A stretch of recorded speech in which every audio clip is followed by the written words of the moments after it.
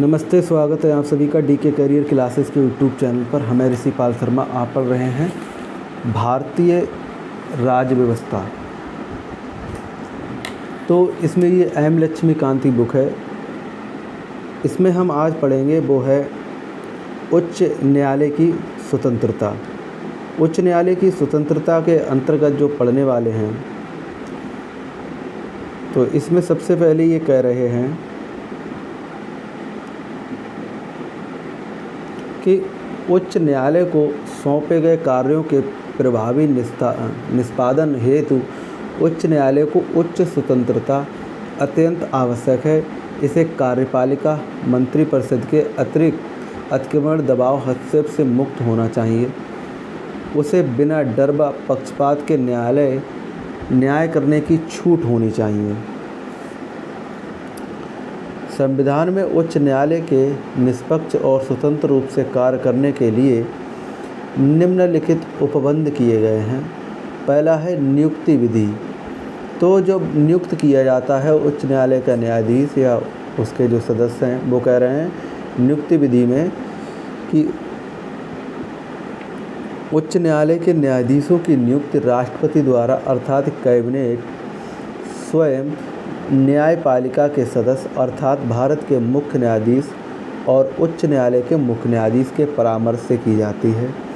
यह उपबंध कार्यपालिका के पूर्णतः विवेकाधीन में कमी करने और ये सुनिश्चित करने के लिए किया गया है कि न्यायिक नियुक्ति में राजनैतिक अथवा व्यवहारिक पक्षपात ना हो। दूसरा है कार्यकाल की सुरक्षा। इसमें कार्यकाल की जो सुरक्षा है वो क्या है? उच्च न्यायालय के न्यायाधीश को कार्यकाल की सुरक्षा प्रदान की जाती है। उनको संविधान में उल्लिखित विधि और आधारों पर सिर्फ राष्ट्रपति द्वारा हटाया जा सकता है। इसका तात्पर्य यह नहीं है कि केवल राष्ट्रपति के प्रसाद पर्यंत पर नहीं रहते। यद्यपि उनकी नियुक्ति राष्ट्रपति द्वारा की जाती है। यह इस तथ्य से स्पष्ट है कि अब तक किसी उच्च न्यायालय के किसी भी न्यायाधीश को हटाया यानी कि महाभियोग नहीं लगाया गया, हटाया नहीं गया है। यानी कि महाभियोग तो लगाया गया है लेकिन राष्ट्रपति द्वारा नहीं हटाया गया है।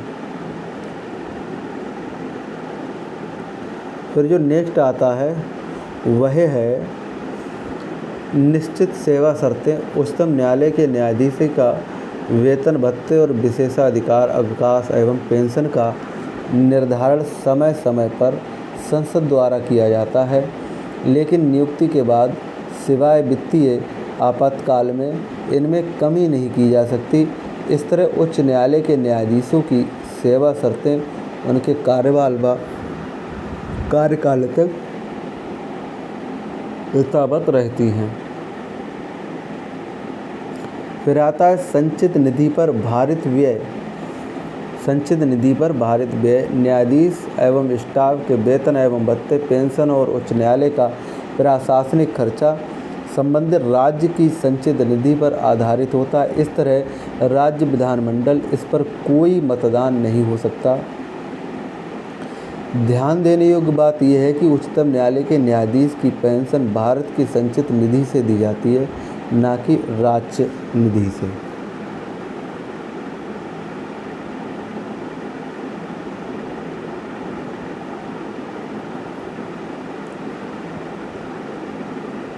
नेक्स्ट है न्यायाधीशों के कार्य पर चर्चा नहीं की जा सकती। संविधान में एक उच्च न्यायालय के न्यायाधीश के आचरण पर संसद अथवा राज्य विधानमंडल में चर्चा पर प्रतिबंध लगाता है, सिवाय उस स्थिति के जब संसद में महाभियोग प्रस्ताव विचाराधीन हो। नेक्स्ट है सेवानिवृत्ति के बाद वकालत पर प्रतिबंध। उच्चतम न्यायालय का सेवानिवृत्त स्थायी न्यायाधीश भारत में उच्चतम न्यायालय और अन्य उच्च न्यायालयों के अलावा किसी भी न्यायालय में अथवा प्राधिकरण के सामने बहस अथवा कार्य नहीं कर सकता। इससे यह सुनिश्चित होता है कि वे भविष्य में किसी लाभ की आशा से किसी के साथ पक्षपात ना करें। फिर है अपनी अवमानना के लिए दंड देने की शक्ति। उच्च न्यायालय किसी भी व्यक्ति को अपनी अवमानना के लिए दंड दे सकता है। जैसे प्रशांत भूषण के लिए दंड पता कितना लगाया गया? वो जो थे एस बेवड़े साहब, उन्होंने 1 रुपया। इस प्रकार कोई भी इसके कार्य और निर्णयों की आलोचना या विरोध नहीं कर सकता। ये शक्ति उच्च न्यायालय के प्राधिकरण गरिमा और उसके सम्मान को बनाए रखने के लिए दी गई है। फिर आता है आपका अपने कर्मचारियों की नियुक्ति की स्वतंत्रता। उच्च न्यायालय का मुख्य न्यायाधीश अपने अधिकारों एवं कर्मचारियों की उच्च न्यायालय में बिना कार्यपालिका के हस्तक्षेप की नियुक्ति कर सकता। वह उनकी सेवा शर्तें भी तय कर सकता है। फिर आता है इनके न्यायिक क्षेत्र में कटौती नहीं की जा सकती। उच्च न्यायालय की संविधान में उल्लेखित न्यायिक क्षेत्र और न्यायिक शक्तियों को ना तो संसद द्वारा और ना ही राज्य विधान मंडल द्वारा कम किया जा सकता है, लेकिन अन्य मामलों में इसके न्यायिक क्षेत्र एवं शक्ति को संसद एवं विधानमंडल द्वारा परिवर्तित जरूर किया जा सकता है। फिर आता है कार्यपालिका। फिर आता है कार्यपालिका से पृथक्करण। पृथक माने होता अलग करना। कार्यपालिका से कैसे अलग है? तो ये कह रहे हैं संविधान राज्यों को निर्देशित करता है कि लोक सेवाओं में न्यायपालिका को कार्यपालिका से अलग रखने के लिए कदम उठाए जाएं। इसका अर्थ है कि कार्यपालिका प्राधिकरण को न्यायिक शक्तियां नहीं रखनी चाहिए। इसके परिणाम स्वरूप इसके क्रियान्वयन पर न्यायिक प्रशासन में कार्यपालिका प्राधिकारियों की भूमिका समाप्त हो गई। फिर है उच्च न्यायालय का न्याय क्षेत्र एवं शक्तियाँ।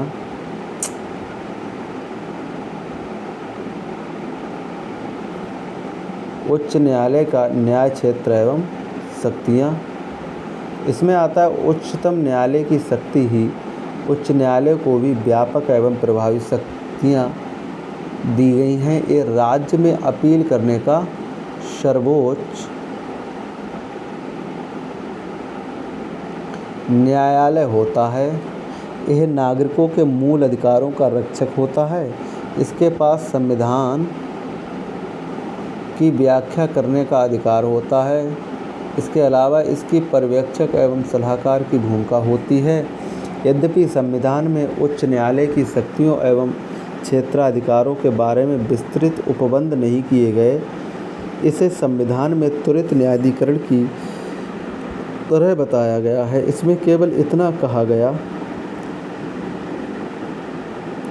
कि उच्च न्यायालय का क्षेत्राधिकार और शक्तियाँ वही होंगी जो संविधान में लागू होने से तुरंत पूर्व थी, लेकिन एक चीज़ और जोड़ी गई, वह है राजस्व मामले पर उच्च न्यायालय का क्षेत्राधिकार जो संविधान पूर्व काल में इसके पास नहीं था। संविधान में उच्च न्यायालय को कुछ अतिरिक्त शक्तियाँ और अन्य उपबंधों के द्वारा जैसे न्यायाधीश पर्यवेक्षक की शक्तियाँ, परामर्श की शक्ति आदि भी दी गई है। इसके अलावा ये संसद और राज्य विधानमंडल को उच्च न्यायालयों की शक्तियाँ एवं न्यायिक क्षेत्र से परिवर्तित की शक्तियाँ देता है। वर्तमान में उच्च न्यायालय को निम्नलिखित न्यायिक क्षेत्र और शक्तियाँ प्राप्त हैं।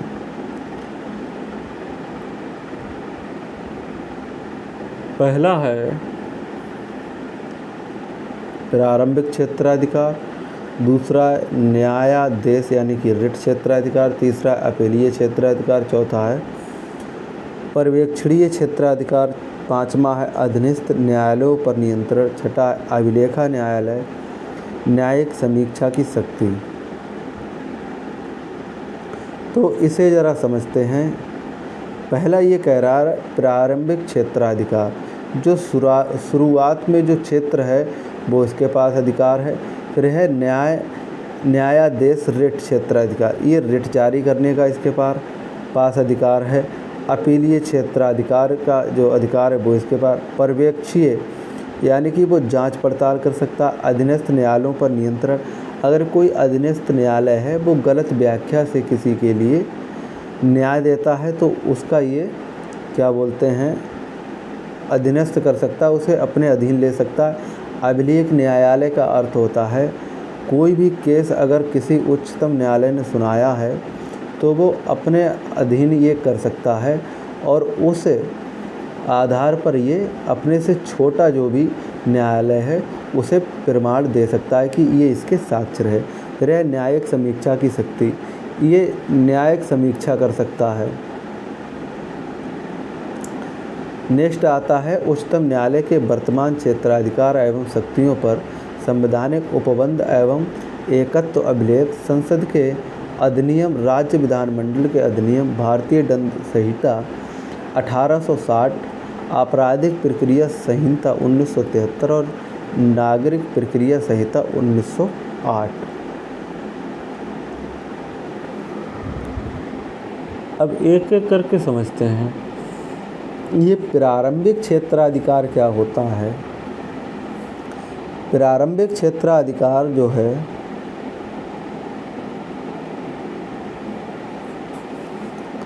इसका अर्थ है उच्च न्यायालय की विवादों की प्रथम दृष्टया सुनवाई सीधे ना कि अपील के जरिए करने का अधिकार। यह निम्नलिखित मामलों में विस्तारित किया गया है। कहने का मतलब ये कोई विवाद है, उच्च न्यायालय की विवादों की प्रथम दृष्टया सुनवाई सीधे ना अपीलीय के जरिए करने का अधिकार है। कैसे? इसके जो निम्नलिखित और क्या बिंदु हो सकते हैं, अधिकारिता का मामला एवं न्यायालय की अवमानना, संसद सदस्यों और राज्य विधानमंडल सदस्यों का निर्वाचन संबंधी विवाद। तीसरा है राजस्व मामले या राजस्व संग्रहण के लिए बनाए गए किसी अधिनियम या आदेश के संबंध में। और डी है नागरिक के मूल अधिकारों का प्रवर्तन।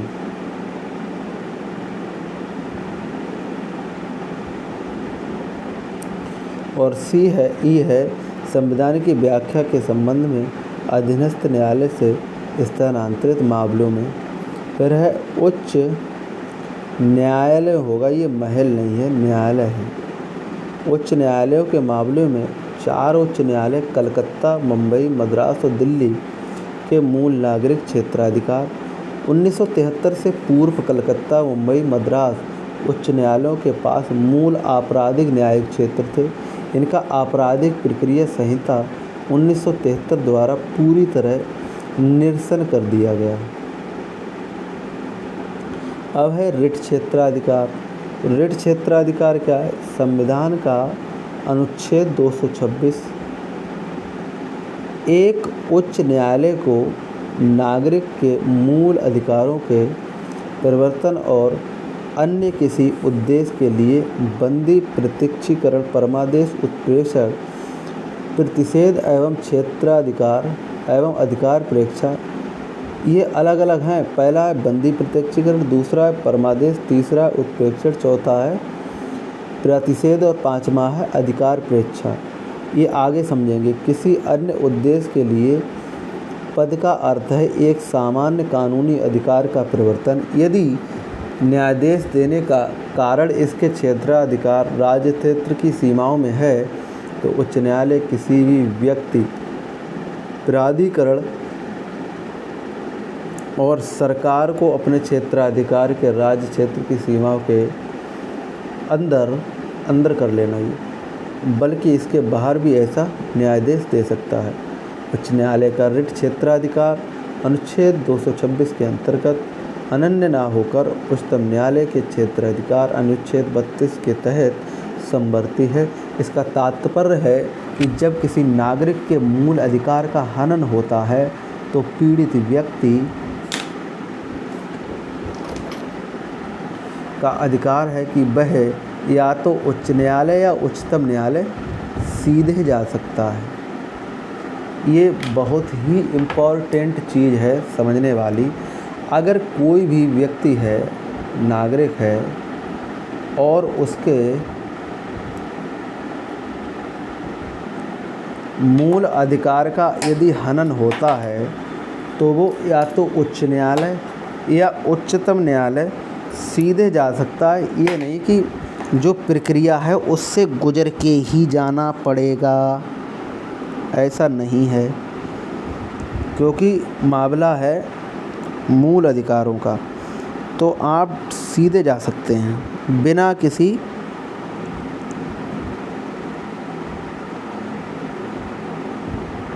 क्या बोलते हैं सीढ़ी के द्वारा कि पहले सेशन कोर्ट जाओ, फिर पता लगी जिला कोर्ट जाओ, फिर उच्च न्यायालय जाओ, फिर उच्चतम न्यायालय, ऐसा कुछ नहीं, सीधे जा सकते हैं। तो पीड़ित व्यक्ति का अधिकार है कि वह या तो उच्च न्यायालय या उच्चतम न्यायालय सीधे जा सकता है। यद्यपि उच्च न्यायालय का इस संबंध में न्यायिक क्षेत्र में उच्चतम न्यायालय से ज़्यादा विस्तारित है। ऐसा इसलिए क्योंकि उच्चतम न्यायालय सिर्फ मूल अधिकारों के परिवर्तन संबंधी आदेश दे सकता है, ना कि किसी अन्य प्रयोजन के लिए। अर्थात इसका विस्तार ऐसे मामले में नहीं है जहां एक सामान्य कानूनी अधिकार के उल्लंघन का आरोप लगाया गया।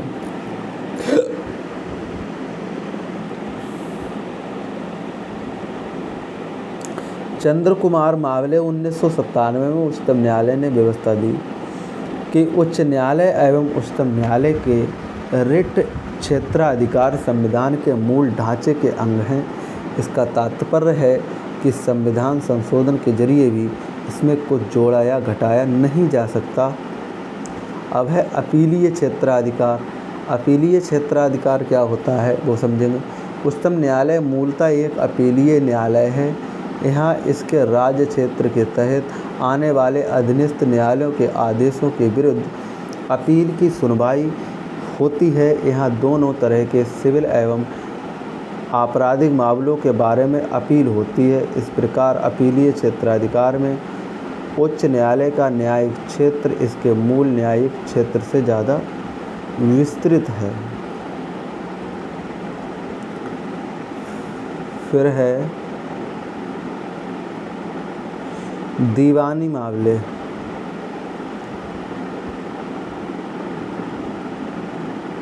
दीवानी मामले क्या होते हैं वो समझेंगे। इस संबंध में उच्च न्यायालय का आदेश निम्नानुसार है। पहला है जिला न्यायालय अतिरिक्त जिला न्यायालय एवं अन्य अधीनस्थ न्यायालयों के आदेशों और निर्णय को प्रथम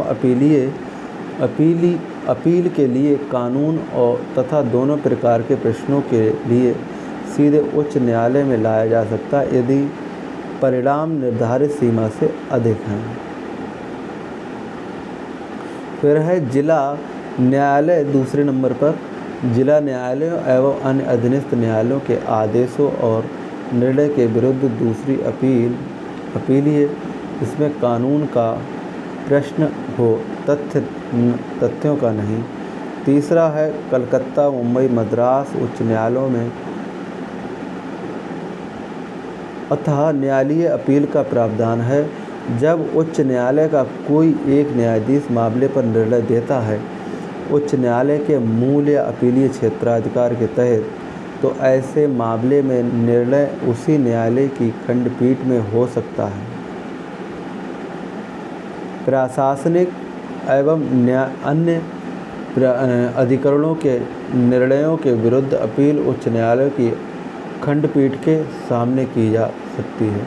1997 में उच्चतम न्यायालय ने व्यवस्था दी कि ये अधिकरण उच्च न्यायालय के न्यायाधीश क्षेत्राधिकार के विषयाधीन परिणाम स्वरूप किसी पंचायत के फैसले के खिलाफ पीड़ित व्यक्ति बिना पहले उच्च न्यायालय गए सीधे उच्चतम न्यायालय नहीं जा सकता। फिर है आपराधिक मामले। आपराधिक मामले उच्च न्यायालय का आपराधिक मामले में अपीलीय क्षेत्र का निम्नलिखित है। सत्र न्यायालय और अतिरिक्त सत्र न्यायालय के निर्णय के खिलाफ उच्च न्यायालय में अब तक अपील की जा सकती है, तब तक अपील की जा सकती है जब तक किसी को 7 साल से अधिक सज़ा हुई हो यह भी ध्यान रखने योग्य बात है कि सत्र न्यायालय या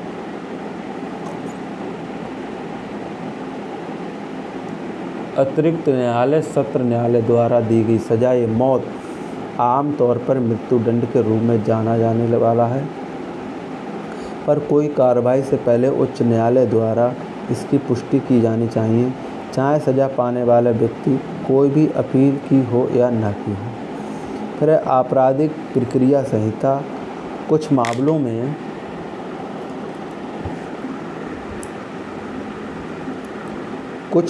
में उल्लिखित सहायक सत्र न्यायाधीश, नगर दंडाधिकारी या अन्य दंडाधिकारी न्यायिक के निर्णय के विरुद्ध उच्च न्यायालय में अपील की जा सकती है।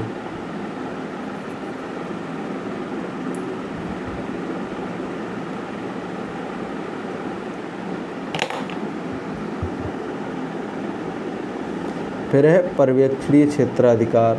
उच्च न्यायालय को इस बात का अधिकार है कि वह अपने क्षेत्राधिकार के क्षेत्र के सभी न्यायालय व सहायक न्यायालयों के क्रियाकलापों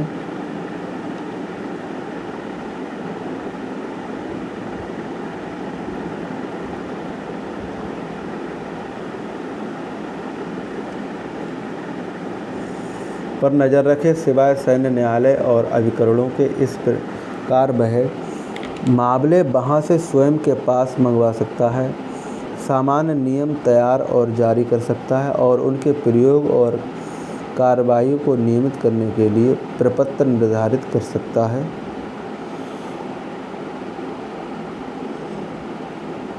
उसके द्वारा रखे जाने वाले लेखा सूची आदि के लिए प्रपत्र निर्धारित कर सकता है।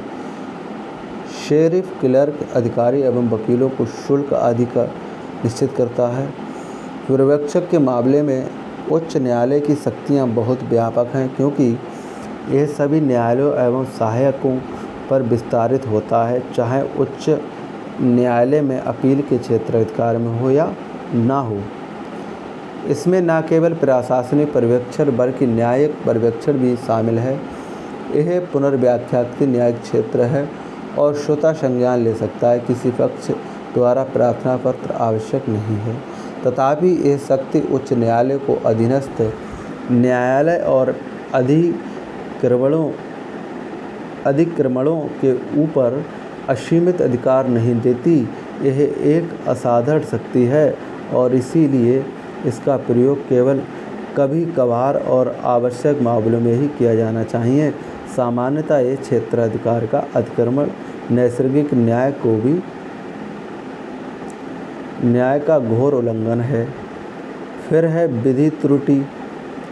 उच्चतम न्यायालय की विधि के प्रति असम्मान अनुचित निष्कर्ष और प्रकट न्यायालय तक सीमित होती है। अधीनस्थ न्यायालयों पर नियंत्रण। अधीनस्थ न्यायालयों पर एक उच्च न्यायालयों के अपीलीय न्यायिक क्षेत्र एवं पर्यवेक्षणीय अधिकारों, जिनका ऊपर उल्लेख किया गया है, के अलावा प्रशासनिक नियंत्रण और अन्य शक्तियाँ रहती हैं। इसमें निम्नलिखित शक्तियाँ शामिल हैं। फिर नेक्स्ट बिंदु है जिला न्यायाधीशों की नियुक्ति, तैनाती और पदोन्नति एवं व्यक्ति की राज्य न्यायिक समीक्षा सेवा। जिला न्यायाधीशों से अलग अलग नियुक्ति में राज्यपाल इससे परामर्श लेता है। फिर है यह राज्य की न्यायिक सेवा। जिला न्यायाधीशों के अलावा तैनाती, स्थानांतरण, सदस्य के अनुसार अवकाश, स्वीकृति, पदोन्नति आदि मामलों को भी देखता है।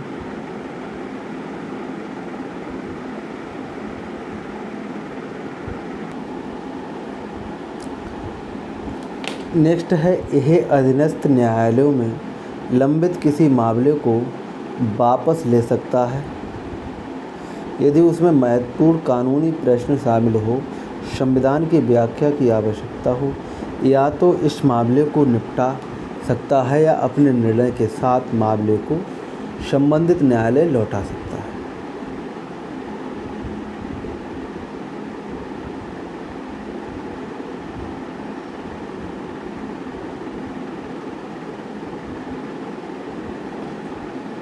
जैसे उच्चतम न्यायालय द्वारा घोषित कानून को मानने के लिए भारत के सभी न्यायालय बाध्य होते हैं, उसी प्रकार इसके कानून को उन सभी अधीनस्थ न्यायालयों को मानने की बाध्यता होती है जो उसके न्यायिक क्षेत्र में आते हैं। फिर है अभिलेख न्यायालय।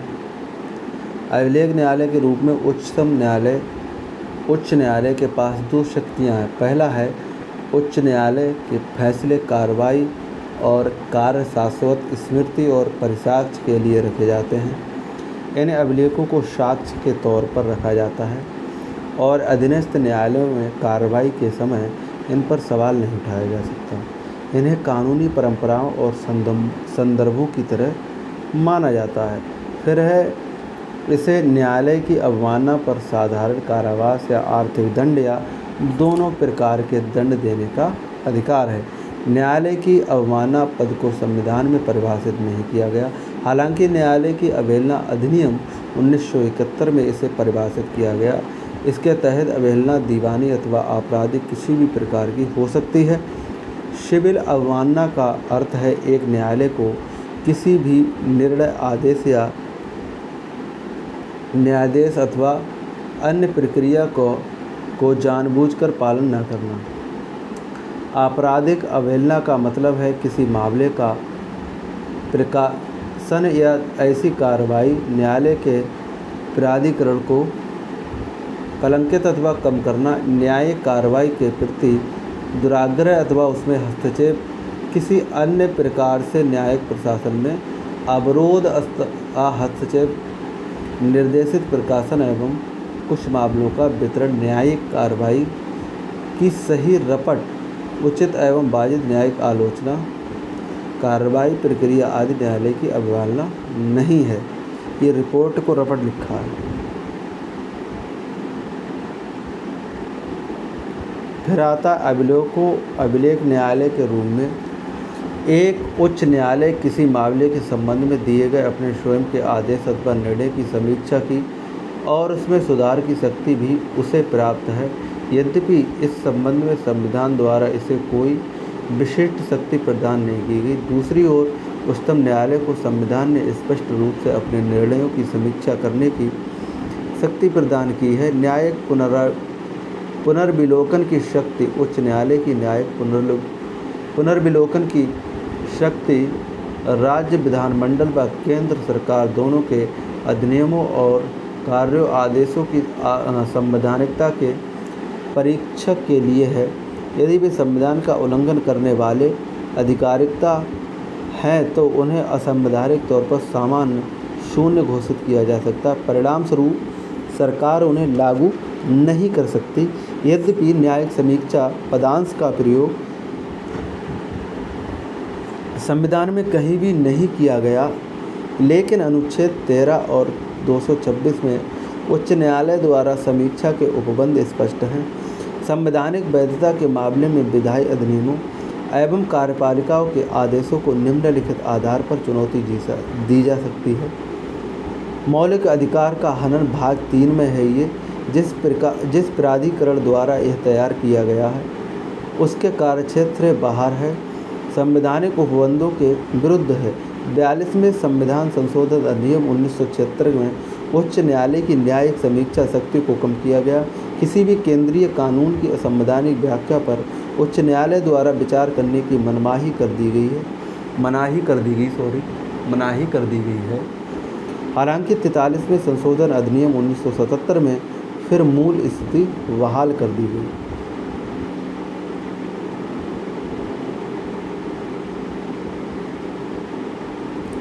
नेक्स्ट हमारा टॉपिक है अधिकरण ट्रिब्यूनल्स। तो इसके लिए नेक्स्ट लेक्चर में डिस्कस करेंगे। तब तक के लिए टाटा और बाय बाय, जय हिंद।